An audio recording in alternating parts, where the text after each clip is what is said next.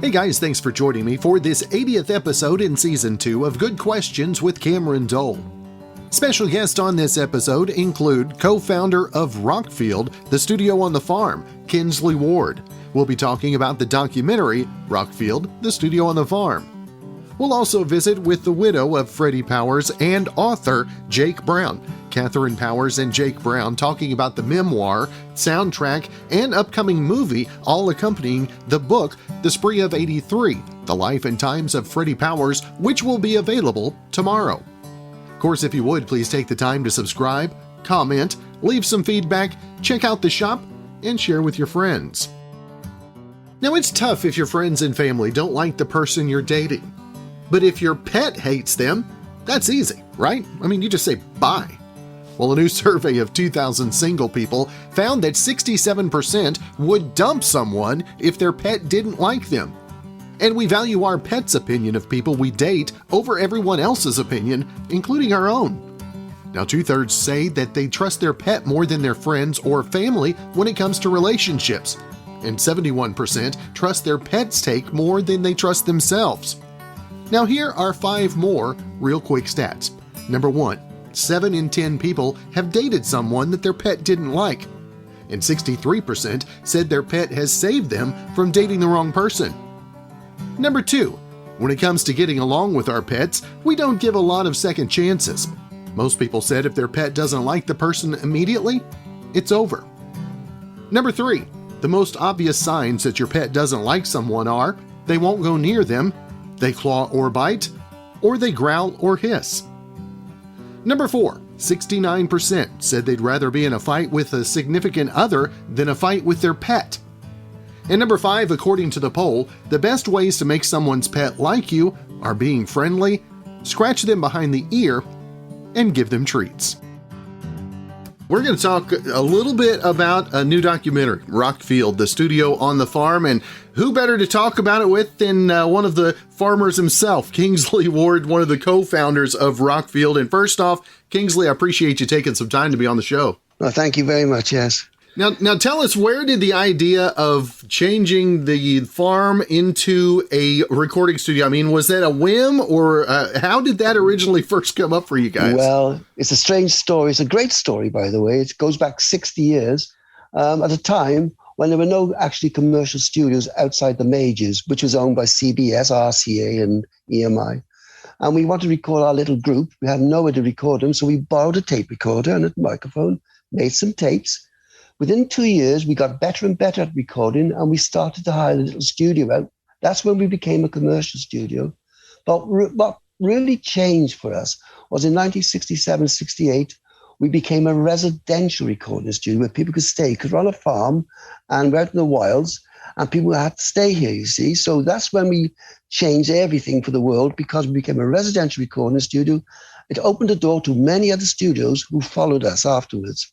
And what was the initial perception by whenever you guys reached out about folks coming to record? Was it taken well at the beginning? Well, initially, some of the record companies in London said to me, "You'll never work outside London." Well, they got that wrong, didn't they? Because Rockford today is reckoned to be historically probably the most valuable studio in the world, historically, not the best studio particularly, mainly because all the other studios have fallen by the wayside, because the music business changed and it's been in decline a bit for rock bands. And so most of the big studios have gone, and unfortunately, and it's left us with a couple of other studios, and we're iconic in the fact that we played host to the greatest rock bands in the world, and they're all very kind to us, and they've come on this program, Studio on a Farm, and they've all been very kind to us, and they've all told their stories, and they've used this film sometimes, like Robert Plant used the film to talk about Led Zeppelin and the breakup, and Liam Gallagher talked about Oasis when they broke up, and Coldplay talked about how they wrote Yellow. If they hadn't been at Rockfield, they would never have seen the stars shining, they'd never seen the moon shine, they would never have written Yellow. So in that respect, and funny enough, I'm sat in the very spot where Freddie Mercury wrote Bohemian Rhapsody, or Finish It Off, because I'm in it's an office now. In those days, there was an old piano where I'm sat, and Freddie came in here. He loved this old piano in this old stable block, and I came in and he was just finishing off Bohemian Rhapsody. Wow. So there's a little bit of history for you. Now, did you ever have any of the artists that wanted to get a little training in the farm aspects of life as well? Oh, yes. Well, you must remember some of the boys from towns, they'd never seen cows. That's a shock for them for a start. And so, yeah, they take an interest. They come outside and they see us, what we're doing, like on the farm. And they're very interested in it because it's something they've never seen, So it adds to it, doesn't it, really? Did you build relationships through this that continued on? And how surprised are you by those relationships that were forged on the farm? Well, what surprised me was when they decided to make this documentary, I was surprised at the number of bands which turned up. They could make at least 3 or 4 of these films on Rockfield. It's so big, Rockfield's history is so vast. But the ones they selected were iconic, and they got massive followings around the world, and they all had a great story to tell. And they tell it on this film of Rockfield, and it's rubbed off on us, really. And it's very kind of them. But we're very grateful for the fact that they could take the time to even want to be a part of us. And is there a specific maybe album or track that really you take the most pride in saying that's ours? That's something that was done there. Well, I tell you, there's 2 studios at Rockfield. The one where I'm at the present moment will always be part of Queen's history, because in the 20th century, the greatest rock records, British rock records, the 20th century, if we had won the top 20, we'd be happy. We're number 1 and number 5. Wow. Number 1 with the compilation to Queen and number 5 with Oasis. So I suppose if you look back, to achieve that is quite an achievement, really. But it wasn't us, was it? It was the groups who actually made the records. We were just a vehicle in between. And what would you say to somebody that has a dream that everybody's trying to tell them it'll never work? Obviously, you keep going, right? Well, I tell you, it's the story of America, really. It's the American dream, isn't it? Where you can do it, you will do it. And that's what we are, really. America gave the world rock and roll. We turned up and we've given the music business, the studio business, a different way of doing things. We made a bit of history, and I think it's helped and made a lot of interest to a lot of people around the world, because the Rockfield film is everywhere now around the world.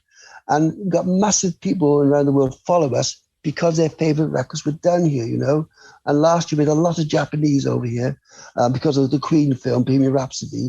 And when I stood in the studio where Bohemian Rhapsody was recorded, I said to them, now look, I said, I'm going to play you something. I don't want any crying. So I put Bohemian Rhapsody on, and they were singing and crying at the same time. How was that? And that's what it meant. That's what it meant to the Japanese fans of Queen. They were singing and crying at the same time as they played the record. And for you, how can you quantify what chasing your dream has meant to you and what it's meant to rock and roll music and European music over the last 50 years? I think it's living proof that if you take the trouble, you do things properly, and you have a bit of luck. It's still, you've got to have an element of luck with it. I think you will succeed, but sometimes you've got to go through hard times. The tide goes out and the tide comes in. And in 1992, as an example, there was a world recession financially in 1990, and there's no business whatsoever for studios. I get a phone call, and a band called Stone Roses turned up, and they were here for 13 months. Wow. Well, at a time when we needed the money. And they were followed by Oasis, you see. So there we are. That's awesome. Now, Kingsley, I want to make sure if folks want to find more information about the documentary and everything about Rockfield, where's the best place to keep up with all that, sir? Well, as far as I know, the trailer's on the internet, the trailer's a film, but I think you can actually get the film on the internet now. I'm not too sure, actually. I think you can get the film on it. It's well worth looking. If you're a music fan, I know it's been shown in American cinemas, the drive-in cinemas. If you can get a rock and roll fan and you're into a great story, which what Rockfield is, go and see the film, because I think you'll find it very entertaining. That's right. Well, again, co-founder of the legendary recording studio and farm Rockfield, Kingsley Ward, it has truly been a privilege to have the chance to visit with you today. I appreciate you taking some time out, and hopefully you have a great rest of your week, sir. Thank you very, very much. Thank you. Now, would you say that you're a normal person, or are you weird and different? Well, a recent study found that we're twice as likely to say that we're not like other people. 48% agreed with the statement, most people are not like me, while 1 in 4 said they are pretty normal in general. Now everyone else wasn't sure if they're more normal or weird. Now men were a little more likely to say that they're cut from a different cloth, 50% compared to 46% of women, so not a huge difference. But the one thing that does matter is age. Only 12% of people under 25 think they're normal, compared to 33% of seniors. Our next guest on the podcast, we've got widow of Freddie Powers, Catherine Powers, and also biographer and author Jake Brown. Got a new book that is releasing tomorrow. Is that right, Jake? In stores everywhere on Friday, The Spree of 83, The Life and Times of Freddie Powers. There's also an official book soundtrack and 2 live albums on Spotify, so you can listen as you read. Before we came on the air, Jake was talking about music and the history, and you just kind of being around Nashville a little bit and how you're intertwined with music. And for you, tell us how cool it is to have this story being released. Well, it's absolutely great because, this is something Freddie had been working on for years. And thank God that Jake and I was able to find old journals and notes and scratch pads and stuff where he had been, writing this himself. So pretty much everything in the book where it's under Freddie wrote it himself. Said from Freddie. So, I'm sorry? It's said by Freddie, or he told it to us in his final years. Yeah. Yes. So I'm excited for my Freddie. I know this would be making him so happy to know that this is out. And hopefully we'll get the movie done, and we'll keeping Freddie's name alive is something that I promised that I would do. And I will continue. Yeah. If I'll make one note, a footnote to that too, is that, we worked for 9 years on this project from 2012 to now. And I met Freddie and Catherine the first time in a hospital where they thought Freddie was going in and wasn't coming out. And then he kept going in and coming out. They had an actual hospital bed on the tour bus, and Catherine kept him going all over the country the last 10 years, where most people would just be respectfully in some kind of, not hospice, but some kind of permanent care place. But Catherine became a nurse, a manager, a tour bus driver, all these things, a co-author. And when I had the privilege of getting to actually get to know Freddie on a weekly basis, they'd come for months and stay at Music Row, down on Music Row, right behind George Strait's.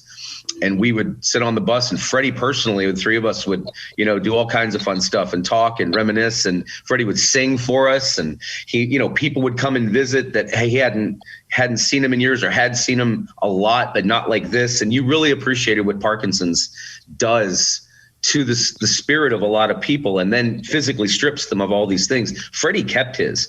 And what Catherine did, I think, to help keep that alive, was she made his name even bigger, respectfully, that it necessarily might not, that it wouldn't have been, but he was starting to get all these legacy awards and things. But he wasn't just going to the show and then going back to the hospital. She kept him at concerts, even in wheelchairs, singing and telling jokes and playing. And it was a remarkable story, his first part of his whole life, but then the last 15 years that these two together, of the 30 they were married, that she really kept his name out there and kept that flame burning, and all sorts of new fans. He's met so many new generations of fans because of it that we have today to sell this book to. So now, Catherine, for you, what is it about Freddie, about his music that you find so endearing, and you hear back from the fans firsthand? It's more than just his music. Freddie was also a producer, but boy, you got me at a loss for words right now. Catherine, tell him about the songwriters that play for Freddie when he was at Floribama or anywhere else, when he couldn't sing in his own songs anymore. So many people loved his music and replaying his music, his chords. He's got a legacy just as a musician, right, that continues to reverberate. Yes. What he was saying is that when Freddie was starting to lose his ability and what he would call his wind, to be able to sing his songs, well, the audience would just kind of step in and help him out. The band would help him out. But it was just, he was such a giver of his time and his music. And it was just something I didn't want to let just die out. And just, so we kept him going all the time. It kept Freddie going too. It gave him a reason to keep fighting. It did. It kept him in the music business. Even when we got down here to the Floribama and he wasn't able to perform anymore, I would take him over to the Floribama, and the musicians there, they would play his music for him, and you could just see the light in his eyes and the happiness, So it was always some great, beautiful moments. Yeah, the Floribama actually has on their walls, because as you know, that's a historic storied songwriters club, and Frank Brown Songwriting Festival founder, Joe Gilchrist, of course, and John McGinnis co-owns it now, and he's kept the tradition going. But Freddy had not yet, until Rolling Stone magazine, when he passed, they first ran an obit, and then I contacted the author of that story and begged them if they would just give us a follow-up where we could plug the book. And John Doe and somebody did a cover of a Freddy song, just as an example of the wide array of rock and roll styles, even beyond country, that play this guy's music. So then we had it framed, and now on the wall of the Floribama, Freddie Powers in Rolling Stone. Whenever anyone walks by there, they read that, they're likely to be hearing somebody like Chris Newberry or locals down there that would then keep his songs going, playing his songs today. He's really an institution there, and he was before he even got there, but that he spent his final years, there's also a really touching part of the story. And Jake, for you, what was it about the story that first brought interest to you? I mean, you've written so many. What was it about this story that stuck out? Being a kid in the 1980s, growing up in the Midwest with my grandfather, Armin Thieme, rest in peace. I will get emotional about this. He had a sailboat. He retired, a little sailboat, and he refurbished it himself on a place called Lake Carlisle in Illinois. And pretty much once, twice a month, I would go out there with him for a while, especially when he was first doing it. And my brother, and he would play country music, and we would hear Merle Haggard, All in the Game. And we would hear Let's Chase Each Other Around the Room Tonight, hear Natural High. So I knew who Freddie was for years. And when I got the idea to do this National Songwriter Book Series back in 2012, he was like I think it was Craig Wiseman, Sonny Curtis. I got some great names early on, and I said, let me just see if I can get Freddie. And Freddie and Catherine were coming to town, which I was quite flattered about. I'm sure they had other things to do here too, but they had driven up here in the first place to do this interview. Well, that day she called me and she said, look, he may not make it out of the hospital. He's at the VA. Do you want to come meet him? And we met, and she handed me this well-worn, as I call it. It was about 80-page manuscript that Freddie had been dictating to Catherine, and then Catherine had been. So the roots of the book were there. And I'm just giving you kind of a backstory to understand why this book means so much. And I don't know, it's hard to explain because it could sound a little Hallmark Channel-y. But in fact, one of the script advisors that we had read our script, that when Catherine and I wrote it last year, told us they wanted us to rework it to be almost like a Hallmark story, because there's that element to be like, no, this is a rock and roll outlaw country legend story. But the manuscript wasn't just a book. I thought there was a movie in it. And I had two previous films that got optioned, the Suge Knight book and another one, and never went anywhere. And I desperately wanted to turn this into eventually a film. And thankfully they shared that vision. And the reason is, this is a 6-decade story. This story starts in the 1950s. It starts before that in the Marines, but then it starts in the 1950s at the foundation of really the outlaw country movement, because Willie Nelson and Freddie Powers and Paul Buzzkirk, their mutual mentor and teacher, are together. And Catherine can tell you, from that point on, his story it never stopped being amazing, decade to decade. In the 60s, he's rolling around Vegas and he works his way up to becoming the king of the scene. And for the 70s, he had a penthouse at the El Dorado, and he's hanging out. Catherine, tell him about the from Jack Ruby and then these mobs. It's just this one element of the story is so fascinating alone. Tell him Freddie ran a club and he knew. Tell him about this relationship he had. It's crazy. Well, him and Jack Ruby were great friends. Jack Ruby had his nightclub over in Dallas, and then Freddie had his over in Arlington.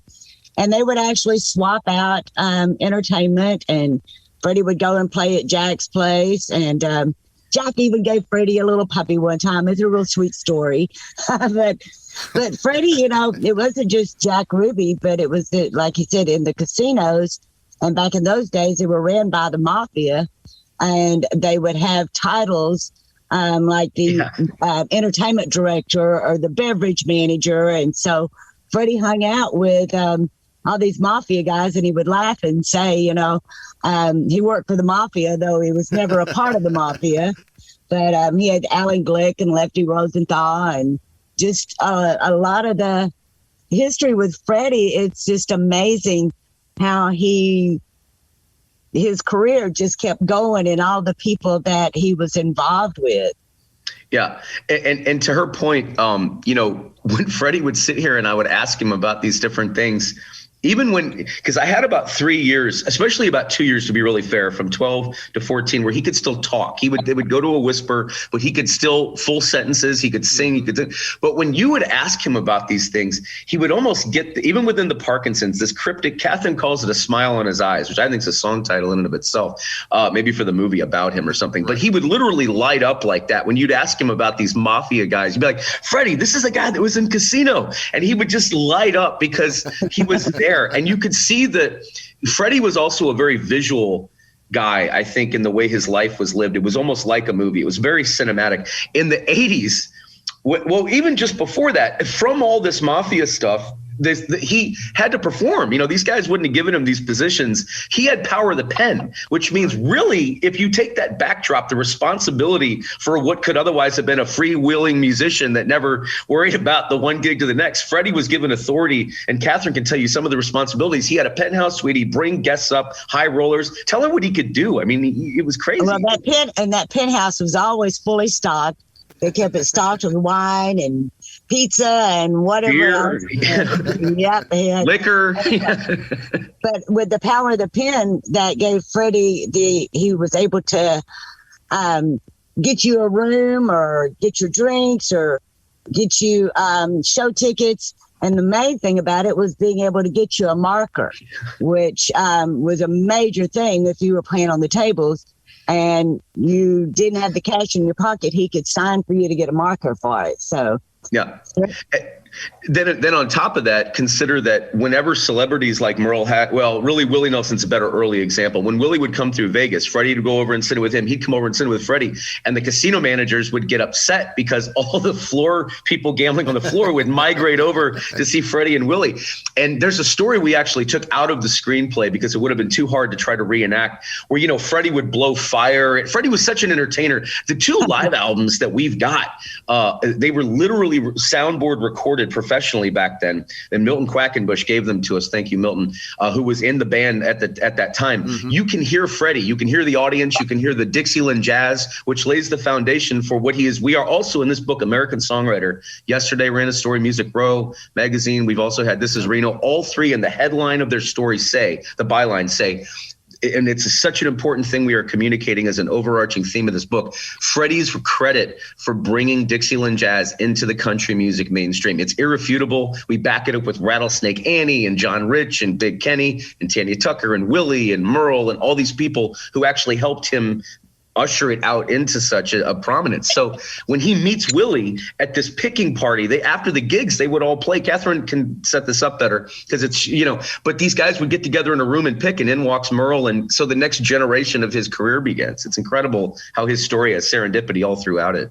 And Jake, for you talk so many different facets of music and different genres as well. And how can you talk to the way Freddie's music and his writing affected so many of the genres that we have today? Well, I'll split that answer up with Catherine because she was there to watch it happen. But there's an interesting point in Freddie's career. So there's the Merle period, which I don't want to gloss over, so we can get to that more in detail. But the songs they wrote together obviously became monster number ones around the world, and then reverberated through a whole new generation of country music people growing up, like John Rich, who talks about this in the book, Listening. I want to give you examples from the book and people that talk to us. So John Rich talks about Freddie Powers' quote unquote chords. So does Frank Liddell, who was Miranda Lambert's producer for 15 years, and God knows how many number one hits.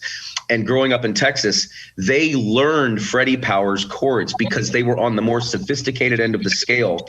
We also have like B.B. Morse, people in the book that played with Freddie that help really, if you're like a music theorist or you're a layman, they really deconstruct the mystery of this because basically Freddie's music And the way that his particular guitar playing reverberated through Merle Haggard in terms of his, influencing his style. Willie Nelson credits Freddie in the book, in quotes, as one of his, quote, 2 favorite guitar players, along with Paul Buskirk. And in terms of his originality so just the fact that the Joe Satriani book, of course, was that next to Eddie Van Halen and Steve Vai, that's it. Maybe this Bonamassa guy that's coming up now. Joe Satriani knew who Freddie Powers was. Just give you an example there. When he heard I was doing that, he said, wow, that guy's an amazing guitar player. So the fact that then they moved to Texas after the 80s, which we can get to at Lake Shasta, because that's a period unto itself, Freddie starts interfacing with all these people that in the 80s were being influenced by him, like John Rich, like Pauline Reese, who's a teenager, and others. And then they have a television show in their living room while they're living on Willie Nelson's golf course, and I'll pass it to Catherine. But she saw this amazing organic group of people that would migrate to these picking parties and these television tapings just to be in the presence of these songwriters. It was a show about songwriters, Rodgers and Hammerhead. So his influence just became so expansive in new generations. It was really interesting to see and talk to those people and see how Freddie's chords kept reverberating and influence in his songwriting. And Catherine can tell you about Austin. It was incredible. Well, when we moved to Austin, like he said, we was up on Willie's golf course living in McDavid house, which Willie had lived in that house. Ray Price used that place as his kitchen. He would come in and cook. And Willie lived in their driveway. Didn't Willie live in your driveway for a while? Okay, I have to make sure that everybody understands that. Willie had his bus parked in the driveway. His house was up on the hill, but because we were right across the street from number 6, all Willie had to do was roll out of the bus, get on the golf cart, and there he was on the golf course. So for about 3.5 years, his bus was parked in the driveway. And I loved cooking for Willie. Willie would eat anything. I would, Freddie was like, "Oh, Mom, I don't like this." I go, "Well, Willie does." But also the group of people through these golf tournaments, which we should also mention, because I was trying to explain this in a podcast the other day, and I think the host got it, but they had so much else they wanted to talk about. These golf tournaments that Coach Royal, the legendary football coach in Texas, and Willie hosted together. Coach Royal, for people that don't know, past the IRS thing where his fans bought the property and gave back, that was mostly Coach Roy. His fans bought a lot, but the main estate, all of Willie's property, that's how much Coach loved Willie. So they would have astronauts and actors and Owen Wilson and James Garner and Matthew McConaughey, and all these people would descend on Spicewood to play golf every year. And Freddie was sitting there usually with Willie or right near him in a golf cart, if not in the cart. They would be together all the time. Then they would pick all night at these big elaborate songwriter deals. So Freddie was playing with and for this amazing amalgam of different legends and famous people all the time from these different places. And so his universe, even socially, was incredible in Austin, but his influence over the people that would come to these things and see everyone play and go, man, but the standout was, Catherine can tell you, Freddie was always like revered among people that heard him play guitar. It was incredible. Like he was saying, and it was, Freddie was a rhythm guitar player, and but his guitar in itself also became a well-known instrument. It's like at the Coach Royal golf tournaments, all the Charlie Pride, Larry Gatlin, all of these people, when it come time for them to get up and perform, they all grab Freddie's guitar. And Larry Gatlin even said one time that if they made a guitar like Freddie Powers, he would have an ovation.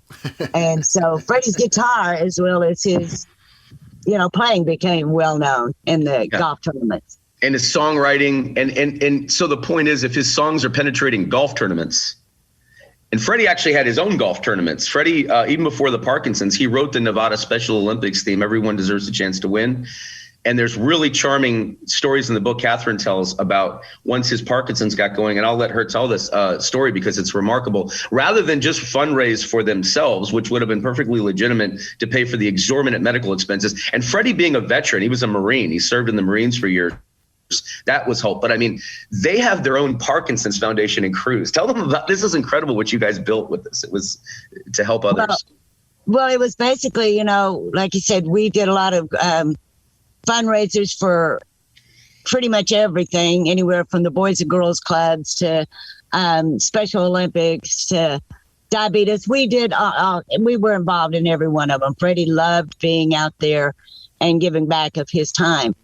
And so when he had gotten the Parkinson's, we thought, well, why don't we put together a Freddie Powers Parkinson's Foundation and raise money for research for Parkinson's and to help all those that, with Parkinson's. And Freddie was an inspiration too, especially with the Parkinson's, because like you said, a lot of people would have just given up and just let themselves just go away. But Freddie wanted to show the world that just because you had a disease like that didn't mean that you had to give up. And so I still today have people, young artists calling me and saying that they've got Parkinson's and they want to be like Freddie and they don't want to give up and they want to keep going. So the inspiration that Freddie became because of the Parkinson's was just something, something special and something out of the ordinary. That he actually still produced a record with Mary Sarah called Bridges, Catherine can tell you about, that really helped get her into the spectrum of the voice. Tell him about Bridges, because Freddie put it together while he's in the hospital bed with Catherine. I remember the album. Mary Sarah did a radio tour to our station for that album. Yes. Well, Freddie was the executive producer, and it all started that he was going to set up a duet with Mary Sarah and Merle. And then, of course, it just kept going until the next thing you know, we had Merle and Willie and Ray Price and Dolly Parton, Tandy Tucker, and the list. There was 13 of them. Yeah. So that was actually Freddie's final project, was the Mary Sarah album. So, wow. Yeah. And I got stuff falling off over here. And she's in the book among a lot of other people, and also on the soundtrack. The other thing that was pretty poignant about the story from the standpoint of his influence was this gentleman, Lucas D'Souza. And I want to explain this. It might have been Lucas Souza, but there's a bunch of people that, not just through the Rodgers and Hammerhead and the songwriting, picking parties and things, Freddie was always bringing in. But he had, and I'll set this up and let Catherine go with it, because she curated it and produced it and kept everyone quiet with the Coach Royal rules. But Freddie had not one, but two picking parties of his own. Wow. And Catherine, tell them how that started and everything. Well, they always had the picking parties. It was something that, Freddie and Merle, that's how Freddie ended up with Merle, was just sitting around having a picking party in Willie's hotel room.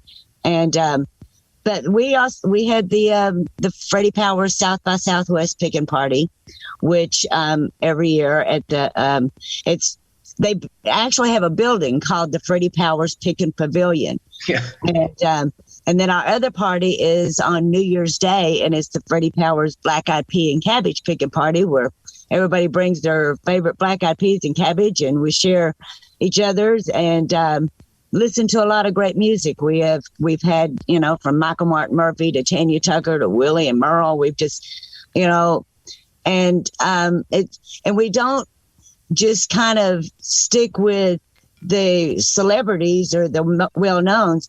We open that stage to even beginners, like, as he was just saying, the little Sousa guy, Lucas, and Mary Sarah and Lauren Beller, Pauline Reese.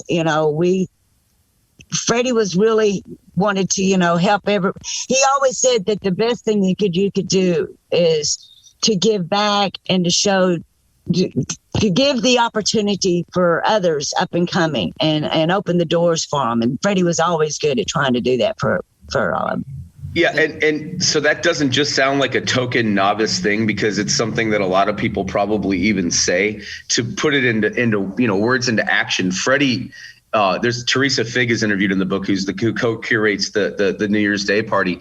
Out of that alone, we're talking about people getting European tour opening act we're talking about endorsements. We're talking about, in a couple cases, record deals, talking about television appearances.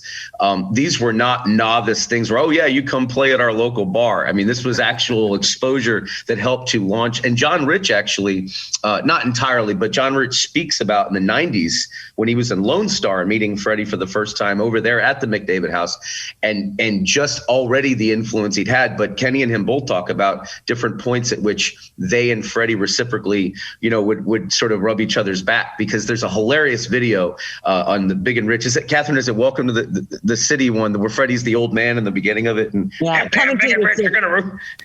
Yeah, it's coming to your city. Coming to your city. Yeah. You see Freddy, and the thing that, he was a good looking SOB. You see this guy back in the 60s in the Copacabana sitting there in the book. We have a picture. It'd take me too much time to turn to it. But he's, after he was on the Tonight Show, way back then. So he was always not just a player, but an entertainer and a personality. And when he got Parkinson's, another really interesting thing about why he was able to stay performing, it wasn't just singing. Freddy would, and we excerpt in the book really elaborately, we pull direct comedy raps from his shows and reprint them so you can hear it straight from him. When he had Parkinson's, for instance, he played Willie's 4th of July to a huge crowd and did jokes about his Parkinson's in the wheelchair and had people. And then Catherine can tell you about this, like, really lauded historic local Nashville thing at Mount Ridgemore, John Rich's house. He had his own dirty joke night. Tell her about the dirty joke night. That was on April the 1st, April Fool's Day. Freddie would have the dirty joke night at, like you said, at John Rich's house at Mount Ridgemore. Who would show up there, though? It's crazy. We would have everybody from George Jones to Mel Tillis, who I just loved hearing him. He was so funny. There was quite a few different celebrities that would come in at John's, and they would all swap jokes with Freddie and be on the stage with Freddie, doing their jokes and Freddie telling their jokes. And it was just, I'm sorry. Willie Nelson, tell him about the phone bills. These guys, Willie and Freddie, were constantly trading jokes. So Catherine has this hilarious story that's in the book that she lived paying the bills for. Well, Willie would call, I don't care if he was in Australia or wherever he was. If he heard a new joke, he would call Freddie, and it didn't make any difference what time it was. If it was 3 o'clock in the morning, the phone would ring. We'd know it's Willie. He's got a new joke. And so he would tell Freddie all these jokes, and then by the time he'd get home, Freddie had already been out of the golf course telling all the jokes. So when Willie would come home and start to tell the joke, people would look at him. Freddie's already told that one. Yeah. And then at the end of the month, there would be these multi-$100 phone bills sometimes. And she'd be like, Freddie, because she did, kind of come to him and say, this is from all of y'all telling jokes at 3 a.m. It illustrates, too, the lifelong friendships that Freddie had with Willie going back to the early 50s, all the way up through. He did an interview for the book with us on Christmas Day. That shows you of all the time that guy's robbed of by his profession. And right. Merle, too, the humor, really, because we've talked more about Willie, which is great because he's an important part of the story, but Merle Haggard and Freddie really were co-pilots for such a literally they were, but they were for such an important part of both Freddie's career. And to be fair, Catherine can speak this more with authority than me. Merle's, in terms of the early 80s, when those hits they started writing together, really to a new generation of country, like myself, that were kids, we were like, wow, Merle, because you all knew Mama Tribe was like, wow, Merle's cool, because of these cool, quirky songs. And then they moved to Lake Shasta, and this whole rock and roll part of the story begins that competes with any rock star I've ever written. Lemmy Kilmister, Hart, you name them. Freddie Powers out-partied them all, man, and out. Yeah, he did. He actually built his airplane right there on the dock, and he and Merle would always call himself the control tower, and he would be on the ground, and Freddie would be up in the air flying, and he would run across either a school of fish and a report back to Merle, hey, I've just, saw the shad running, which meant great fishing. Or he would say, oh, wait a minute, Merle, I just discovered a bunch of naked women over here in Jones Valley Cove. And Merle would say, I'll meet you at Jones Valley Cove. There's even a story that Merle told us himself when we interviewed him. He tells this story about Frank Sinatra calling him to invite him to come play for Reagan as part of this big echelon of upper, legendary musicians. And he turned it down. He said, me and Freddie are having too much fun. Actually, he said he and Freddie, he goes, told him no. He said, we're busy. Yeah, we're busy. We're busy. That's because they had a houseboat full of girls. And they would go up to the Pit River. There would be like Freddie and Merle and 4 or 5 girls, and they'd go up to Pit River, and they would party for the whole weekend, and just sometimes with clothes on, and most of the time with clothes off. And actually, in the book trailer, if you go to the website, thespree83book.com, or our YouTube channel, where you can see a lot of really cool Freddie from the 70s shows all the way up through the pickin' parties and everything else. There's actually a trailer there that shows Catherine gave me, that was a funny thing too. Some of the stuff was on VHS and we had to convert it, or they had them on DVDs, but we found video that somebody shot of Freddie in that era right there, and like on the houseboats. But the houseboats, you can actually see them on the cover of our book, which comes out Friday, right there in the corner. And there's better pictures of it in the 100 pages of color photos you can get inside. But you get taken really right inside the houseboats, inside the parties. You guys would rock and roll all night. And they would get up like musicians do by 9 or 10, 11, and they'd write #1 songs.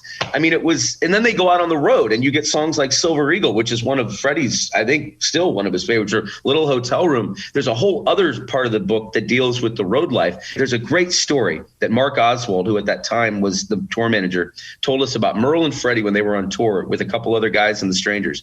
And they had about 5 hours before the show started. And Mark had gone to pick up a $40,000 deposit for that night. That was their show money. They get bored. They get off the bus. They're parked near the Boston Commons, where that big fountain is. It's famous in movies like Good Will Hunting, where Robin Williams and him sitting. They go around that pond. There's a little thing, they circle. And within about 5 minutes, he said 300 people had emerged. All these street performers were sitting there all pissed off because all their business went over to these 4 guys in hats and sweatpants sitting there picking. Mark gets there, and Catherine can tell you what happens, but it became this really funny story in the book, and Merle told us. Well, actually, when Mark walked up, he saw this big crowd, so he just throws his hat down. And, of course, people start throwing in money and all this stuff. So when they get back to the bus, they're counting up all the money and they're dividing it. Mark says, well, it comes to about $40 a person. So he's handing out the money, but he didn't give any to Merle. And Merle goes, wait a minute, I want my cut. Merle was more concerned about getting his cut from that little street performance they did than the actual check that Mark Oswald just picked up for $40,000. Yeah, and there's also lots of really cool stories, we found in Freddie's journals. Every couple years between 2012 and about 2018, Catherine, well, even 19, Catherine would call me and go, okay, I've been to the storage unit and I found these notebooks. And then she would give them to me. And I would, in Freddie's own hand, I'm sitting on the bus, and it'd be like 1988 or 1987. So we really were able to teleport readers through Freddie's actual in the moment memories into what that life was like. Because for Merle, and this comes from like Mark Oswald and others in the Strangers, we interviewed a lot of members of that band, Biff Adams, the drummer, and Scotty Joss and Norm Hamlet. It was almost, it sounds dramatic because no one likes to hear rock stars complain about celebrity and how they can't go anywhere, but it really was like a literal prison. The band would pull up to the where they were playing. The rest of the guys could get out. Merle, there's a famous scene in the script where Merle's looking out the little bubble window of his bus because he can't. And Freddie then often would hang out with him when he couldn't go out anywhere. And their friendship was just one of hours and hours and hours and hours spent together, where very few other people would get such a position, I guess you'd say, of friendship and music and everything else. The partying, I'm sure, was fun too. But Freddie was really Merle's, I think best friend, right? I mean, I don't want to put words in his mouth. One of his very best friends. They were very close, and Freddie was one of the guys that. And matter of fact, Biff Adams and Norm Hamlet even tell in the book is that when there would be times when Merle didn't want to go out and do the show, or he didn't want to get up, and they would turn it over to Freddie because Freddie was the only one that could go in and get him up. And there was times that Freddie would go in and use Merle's prison number and call it out, and I don't remember the number, but he would get up and call that out, and Merle would tell him to hit the floor, and Merle would jump up, as if Freddie was some kind of prison guard, but he'd get him out there and they'd go do the show. So, but Freddie was also, even Biff will tell you that anytime there was a problem or something needed to be thought out or fixed or whatever, Freddie was the go-to guy. He was the one that would fix everything for everybody, you know. In fact, as an engineer, because that's the other thing, he was such a talented guy outside of just music. They lived up in the Ruby Mountains in early. No. We lived in that Ruby Mountains is where we had our honeymoon. Okay. But we lived in up in Doyle, California, where we actually lived off the grid. And Freddy made his own electricity. Yeah. When we moved up there, there was no electricity. It was like on one side of the road, the highway, everybody had like wind or solar. And then on our side of the highway, it was either hydroelectric or solar. And Freddy, the genius that he was, took a double door refrigerator, buried it in the back, and put a Pelton wheel on one side, a generator on the other side. And next thing you know, we had electricity. And it was all made by Freddy. So.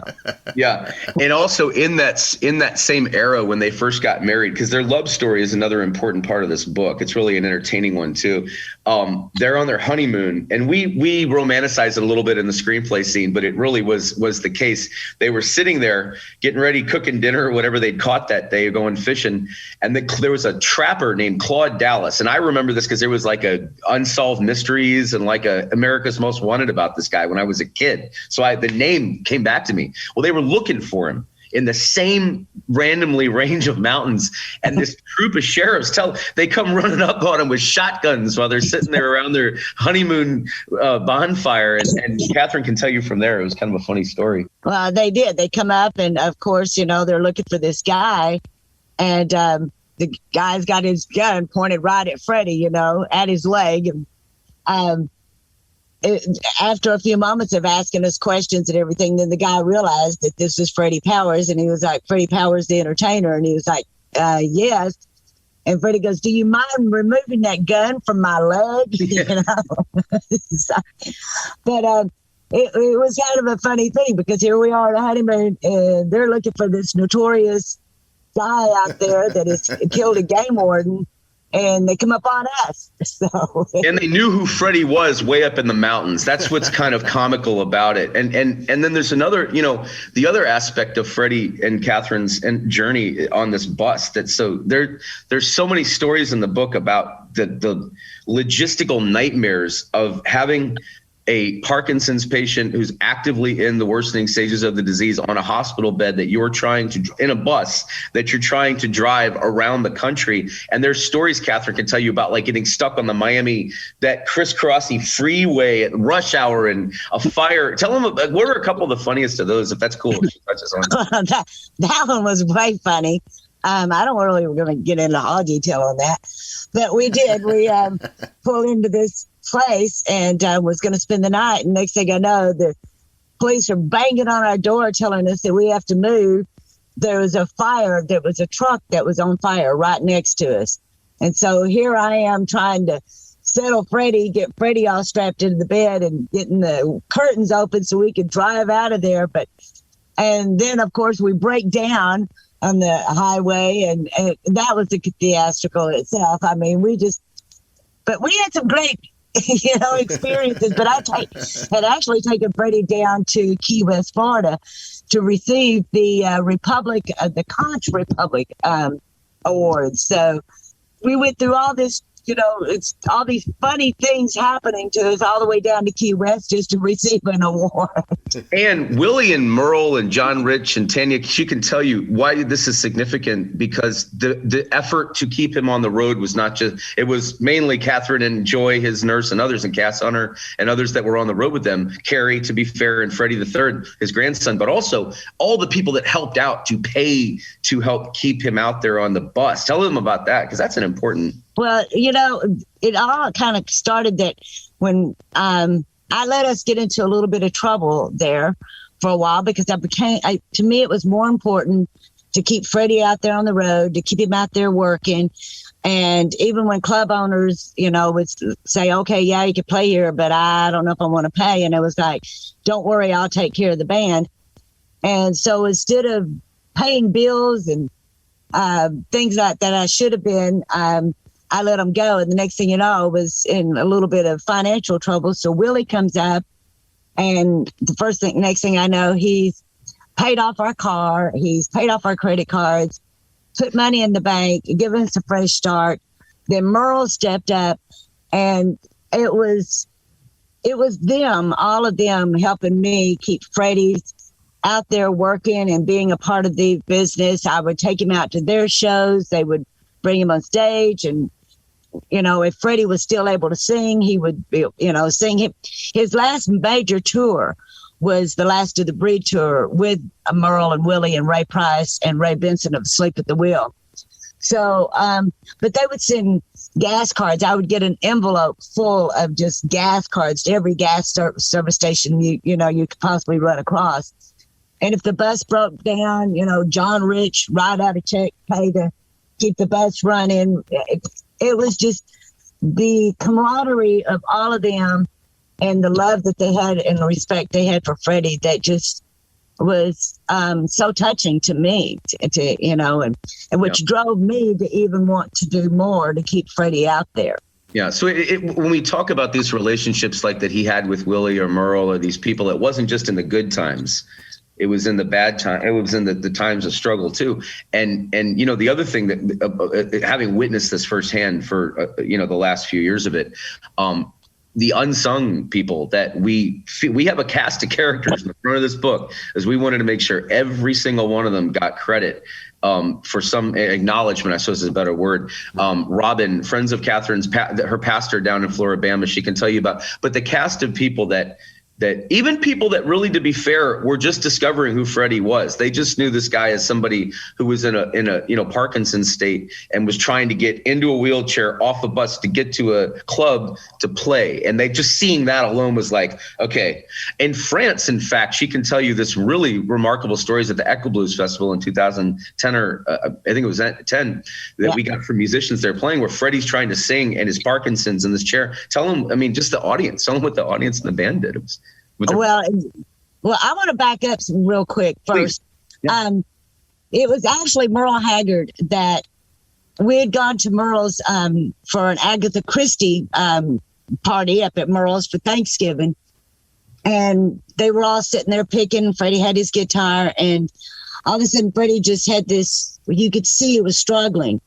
And he turned to Merle and he said, Merle, he said, I just can't play anymore. He said, I don't know what I'm going to do. And you could see the hurt and the pain in Merle and Scotty Josh and all of them when they realized that, they're not going to be able to play with Freddie more.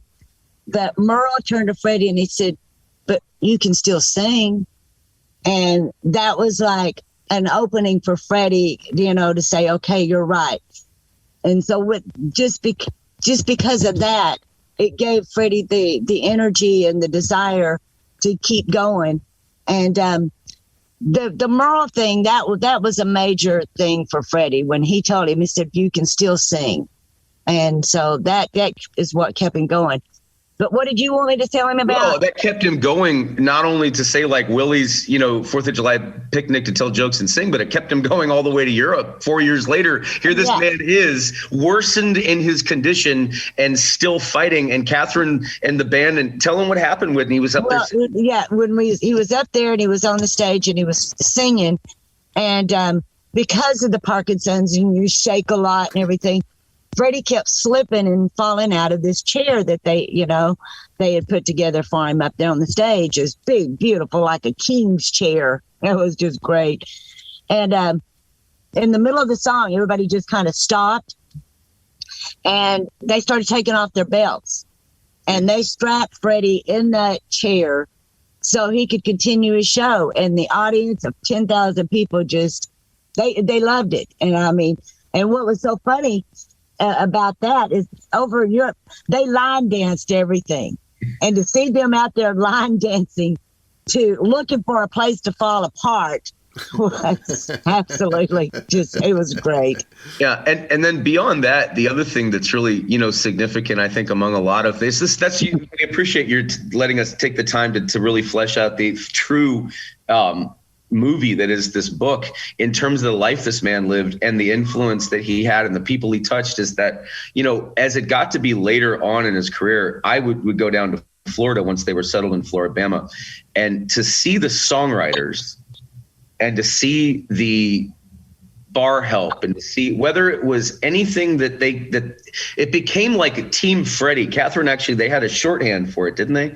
Like there was a term for Fred heads or something. There was like a. Well, we always, call them the Grateful Fred heads, but the customer service, which they call them the yellow shirts, they would help, get me, help me getting Freddie in and out of the bus. We would take Freddie out. We'd get those wheelchairs, those beach wheelchairs, and take Freddie for rides on the wheel, and out on the beach. But the deal is I actually took Freddie out of the hospital and brought him down to the Floribama, thinking that he only had 3 to 4 months left. That's what they told me in the hospital. The next thing I know, we are living in the Floribama parking lot for almost 4 years, with Floribama having to fight the city and the county over, people living in their bus in their parking lot, which you're not supposed to do. They would have to pay a fine or whatever. But and then they had there's a church there at the Floribama. It's worse on the water with Central, and the church was very helpful. Which everybody goes, your church and a bar? Yes, I'm always saying, where would God be? Down there with us sinners. But hanging out with Freddie. Hanging out with Freddie. But the church was really instrumental with helping me as well. They would, cook for me, bring me food. To me, the greatest thing they did was they did my laundry. They would come and pick up my laundry and take my laundry home and do my laundry and stuff. And keeping Freddie's sheets and towels and stuff clean for us we couldn't have found a better place in the world to have lived his final days. Yeah. And we end the book on a really unusual. I'll tell you another thing about this book. This is including the ones, the Europe and Japan. I'm just counting numbers. This is 54, I think.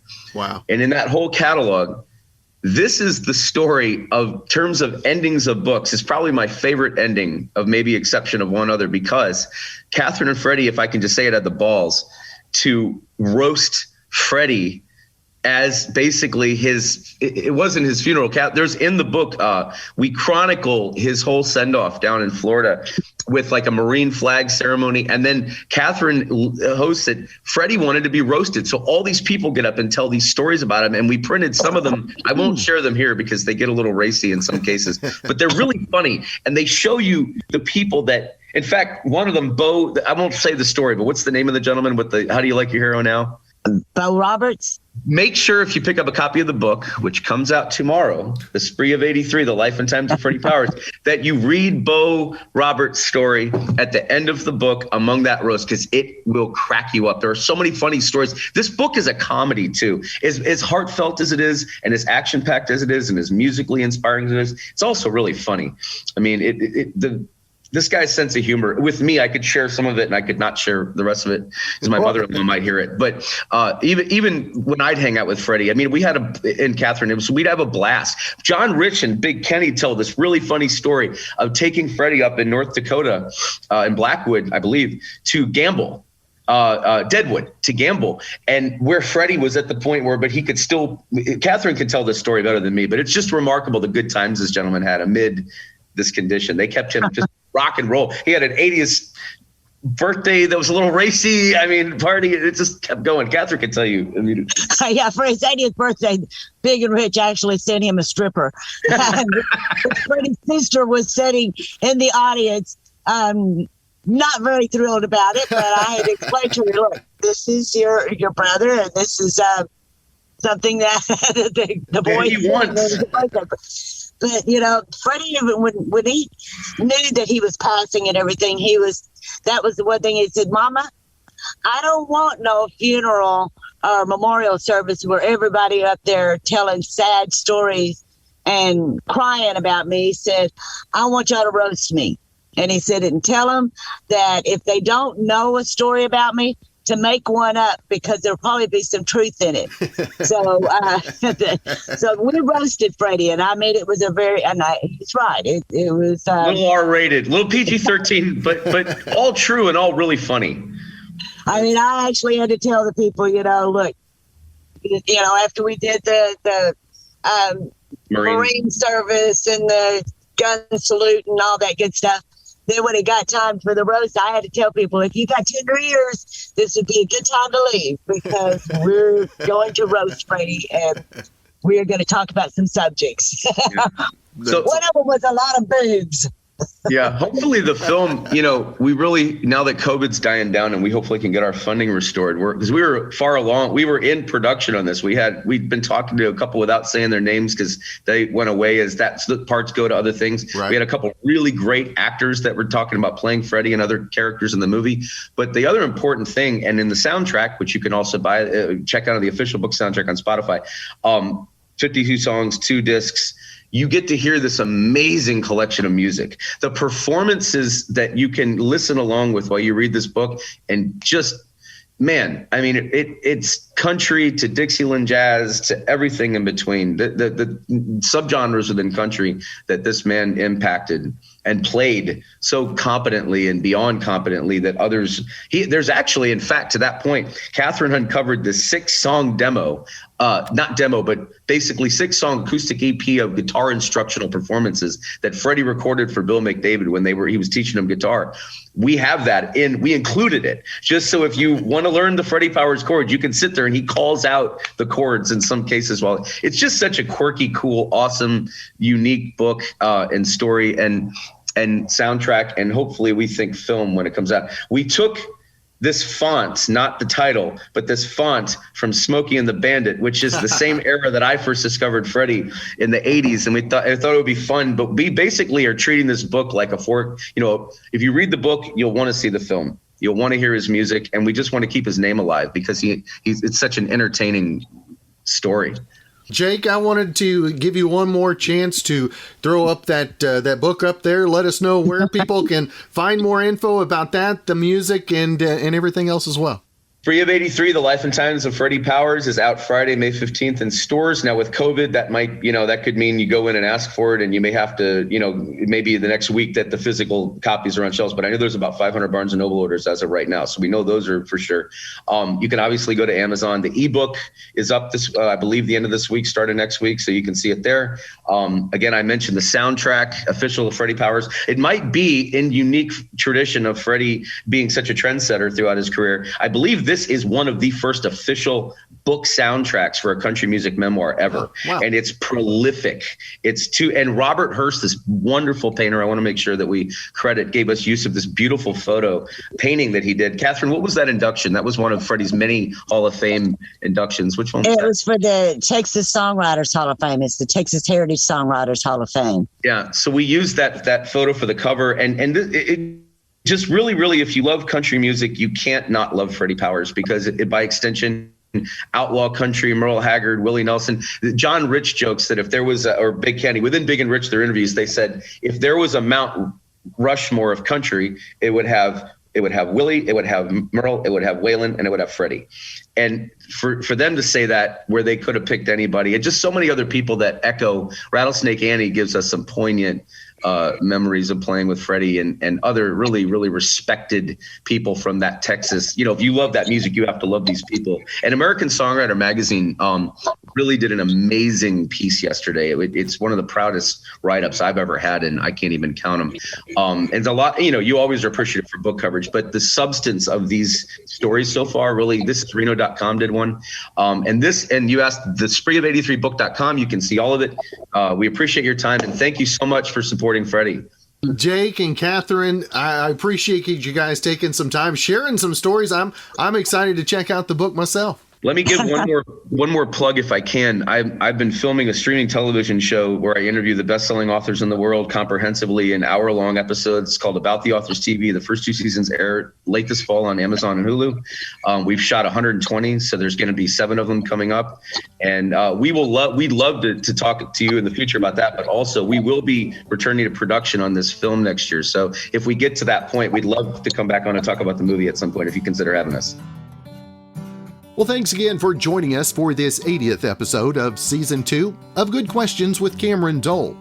If you ever have a comment, a question, anything else you'd like to know, you can hit me up on the contact page at gqwithcam.com. You can also find me on social media, Instagram, Twitter, TikTok, and Facebook, all at GQ with Cam. If you'd like to help out in the funding for this podcast, visit our merch store. We've got hoodies, shirts, stickers, tumblers, mugs, and more. That's gqwithcam.com/shop. Of course, if you have a special guest idea, email me, gqwithcam@gmail.com. Thanks again to our good friend Brandon Allen for coming up with our theme music. We're going to let him play us out. Hope you guys have a great rest of your Thursday.